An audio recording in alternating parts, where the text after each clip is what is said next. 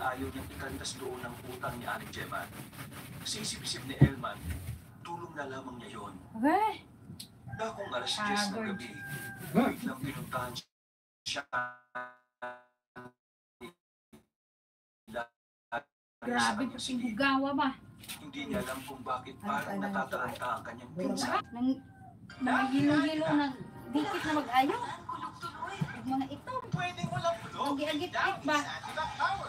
Para sa mga parang tingin sa araw.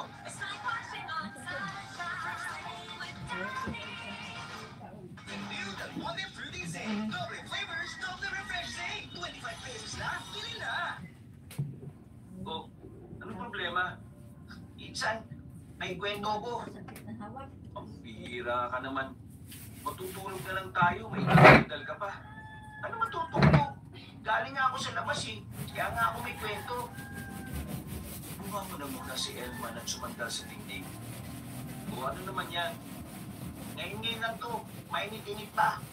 Doon sa may bandang dulo ng 2nd Street, may isang pamilya na minasakil.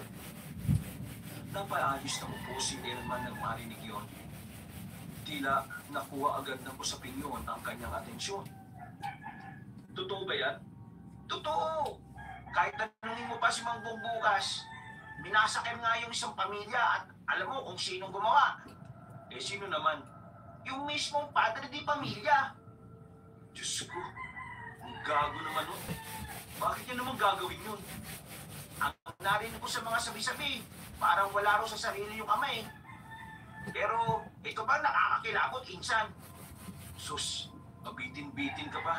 Hindi mo na lang sabihin ng lahat eh. Yung padre di pamilya na pumatay sa kanila, kinain sila. Ha? Kinain? Seryoso ka ba? Ara naman tong tanga oh. Seryoso nga eh. Gusto mo lumabas pa tayo ngayon para malaman mo. Ang dami pang tao ron. Huwag na. Baka mamaya masok ka pa ako kapag nakita ko yung mga namatay. Insan, alam mo ba kung anong hinala ko? Malakas ang kutob ko na baka aswang yung lalaki. Taka kasi, hindi naman kasi aswang yung lalaking yun eh. Sabi ng mga kamag-anak ng salarin, wala naman silang dugong aswang. Yan ka na naman eh. Iuugnay mo na naman ng aswang kahit na hindi naman dapat eh. Eh ano ipapaliwanag mo nun sa pagkain niya sa pamilya niya? Diba? Sino matinong tao gagawa nun? Wala. Ibig sabihin, may something talaga nun sa lalaki. Mahirap kasing magsabi ng opinion, lalo na't pumabase lang naman tayo sa kung ano yung makikita natin. Wala tayong alam kung bakit talaga yun nangyari. Kaya, relax ka lang. Hindi talaga ako mapalagay dyan, pre. Siguro, kaya ako nananaginip mga tungkol sa mga aswang nung nakaraan kasi may ganitong mangyayari. Napapailing na lamang si Elman. Hindi na lamang niya pinagtulan pa ang mga sinasabi ng kanyang pinsan. Para hindi na rin ito humaba.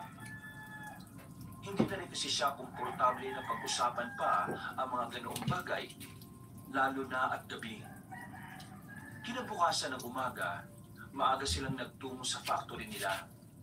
Sa bungad pa lang nila, usap-usapan na ng iba nilang trabahador ang nangyari. Tumahimik lang ang mga yon nang makita na silang dumating. Agad namang lumapit sa kanila ang matandang si Bong. Elman, naipadala ko na nga pala yung mga order sa kabilang bagyo. Eh, marami-rami ang kinuha sa atin kasi pista pala ron sa susunod na araw. Hindi, okay pala yun. Ang galing niyo talagang kumuha ng customer, no? Kaya nyo, kayo mag-alala mong Bong. Malapit na Pasko.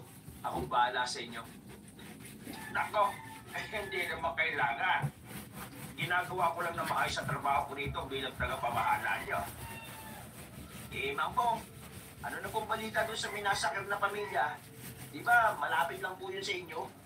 Uy, para ka namang ano eh. Nasa trabaho tayo, yan ang pinagtatatanong mo. Saglit lang naman eh. Para na rin hindi ako magtanong sa iba. Elman, ayos lang naman. Eh, mukhang interesado tong pinsan mo eh. Larry, wala pang balita. Basta ang kumakalat-kalat lang na balita ngayon eh, aswang nga raw yung ama ng pamilya na yon. Grabe ano? Paano kaya naging aswang yung lalaki ngayon?